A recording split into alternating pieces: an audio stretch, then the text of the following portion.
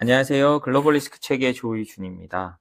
오늘은 동방 정교회에 대해서 한번 말해 보겠습니다. 저희가 보통 지정학이나 이때 경제에 대한 것을 말씀드리는데요. 조금 최근에 동방 정교회라고 우리가 그 오래된 기독교라고 하면 가톨릭이 있고요. 그리고 동방 정교회가 이 두 개 분파가 세계에서 가장 큰 기독교라고 할 수 있습니다. 물론 개신교를 따로 떼놓고요. 구교의 측면에서는 그런데요. 이 동방 정교회가 우크라이나 전쟁 때문에 엄청나게 큰 어려움을 겪고 있습니다. 동방 정교회가 우크라이나 정교회, 그다음에 러시아 정교회가 찢어지는 것은 물론이고요. 이제는 정치 권력이 동방 정교회 중에 러시아 정교회를 압박하기 시작하는 그런 일이 생겼습니다. 사실 유럽이 웬만해서는 정치가 종교를 개입하지는 않거든요. 근데 이제 이 우크라이나 전쟁이 이렇게 오래 가고 하면서 드디어 정치 권력이 동방 정교회라는 종교 권력에 향해서 총을 겨누기 시작했습니다. 그 모습 한번 살펴보도록 할 텐데요. 먼저 우리가 이 동방 정교회가 어떻게 분열되어 있는지에 대해서 한번 개요를 한번 알아보도록 하겠습니다. 2022년에 우크라이나의 전쟁이 나면서요, 당연히 분열될 수밖에 없었는데 당시에도 난리가 났습니다. 동방 정교회 중에 가장 큰 러시아 정교회가요, 신은 러시아 편이고 이거는 성전이라고 말했기 때문인데요. 그때도 유럽은 물론 미국의 동방 정교회도 러시아 정교회 키릴 총대주교에 대해서 이건 말도 안 된다 라고 하면서 엄청나게 공격을 했었죠. 동방정교회가 작은 교세가 아닙니다. 전 세계에 무려 3억 명 정도가 동방정교회 신자가 있는데요. 이 3억 명이라고 하면요, 전 세계에 있는 불교 숫자와 비슷합니다. 불교 숫자가 한 3억 5천만 명 정도로 추산되거든요. 그러니까 이 어마어마한 종교 내에서 갈등이 본격적으로 터져 나온 겁니다.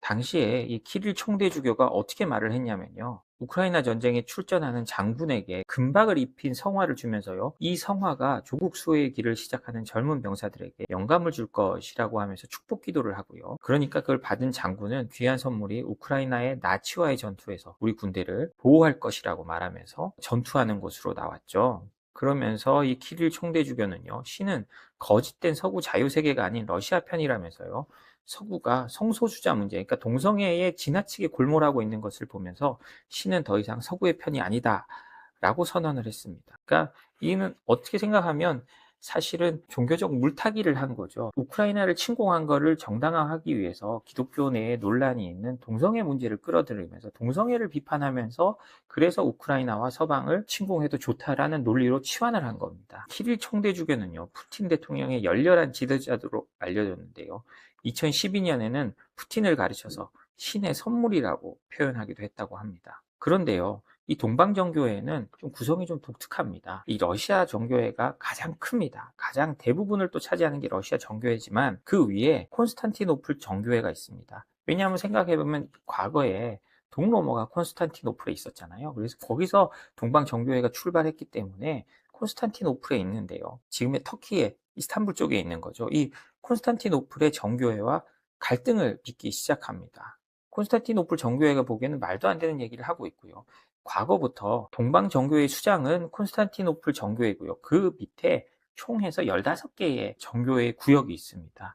이 정교회 구역들은 동등합니다만 그 중에 러시아가 가장 커서 러시아가 스스로를 정교회의 수호자라고 부르고 있었고요. 그래서 콘스탄티노플의 권위에 항상 러시아가 도전하는 모습을 가지기도 했죠. 근데 이 우크라이나 전쟁이 이 갈등에 기름을 부은 겁니다. 그러니까 바르톨로메오 1세 총대주교가요, 콘스탄티노플 정교회 총대주교가, 야, 그 러시아 정교회는 푸틴 대통령과 그렇게 많은 것을 동일시하지 않았어야 된다.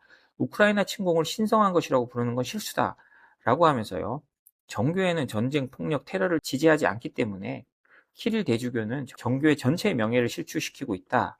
라고 말을 한 겁니다.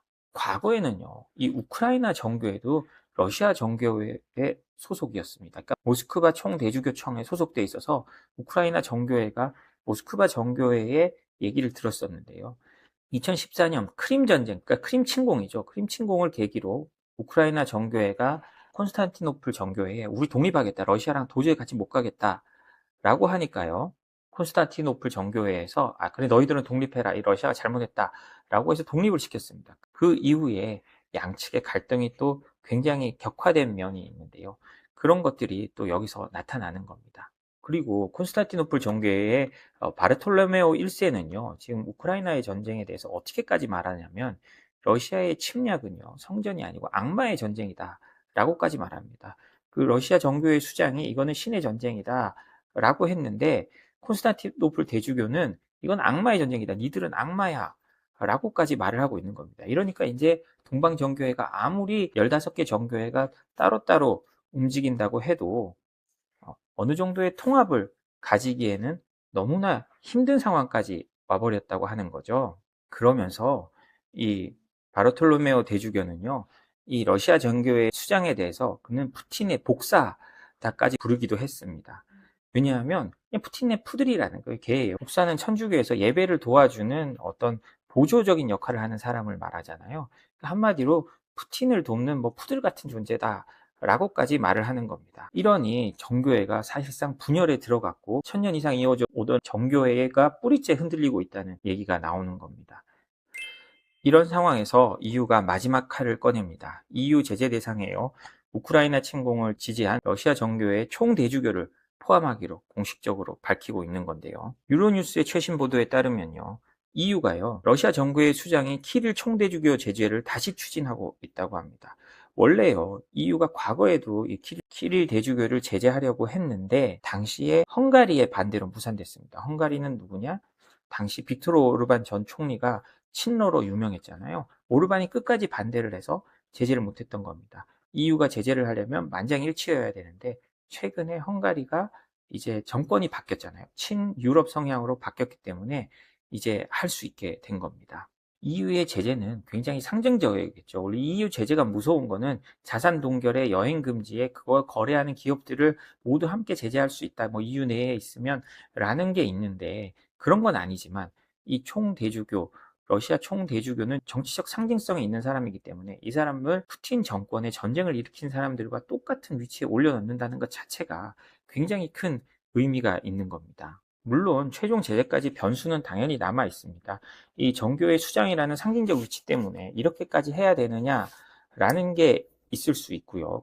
그리고 아까 말씀드렸듯이 EU는 제재를 하려면 27개국의 만장일치가 필요합니다. 근데 여전히 러시아의 정교회가 영향을 미치는 EU 내 교회들이 있거든요.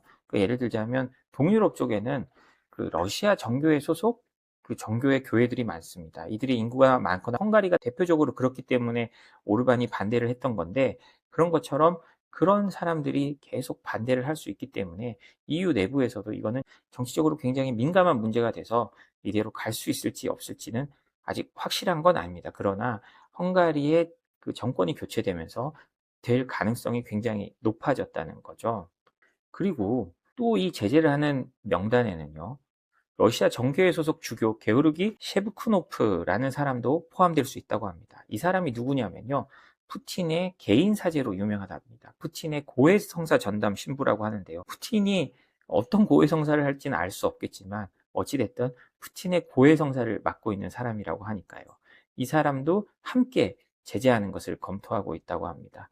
그래서 이처럼 EU가 이제는 기업이나 개인뿐만이 아니라 이런 종교적 측면에서까지 넓혀서 러시아를 제재해가는 모습을 보고 있는데요. 이거는 그냥 넘어가지 않겠다. 우리는 이제 러시아를 압박할 수 있는 모든 수단을 써가겠다라는 거에 어떤 상징적인 모습이 아닐까 싶습니다. 네.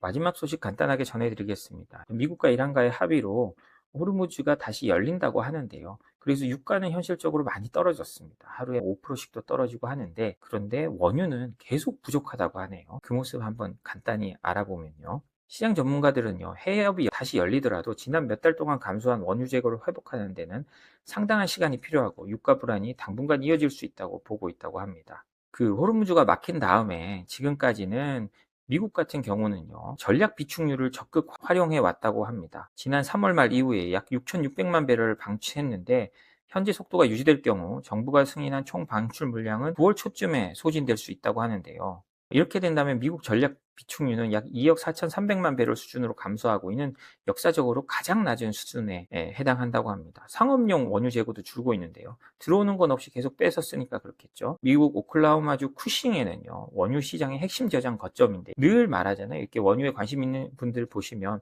쿠싱 원유가 얼마 남았다, 얼마다 이런 얘기가 계속 나오는데요.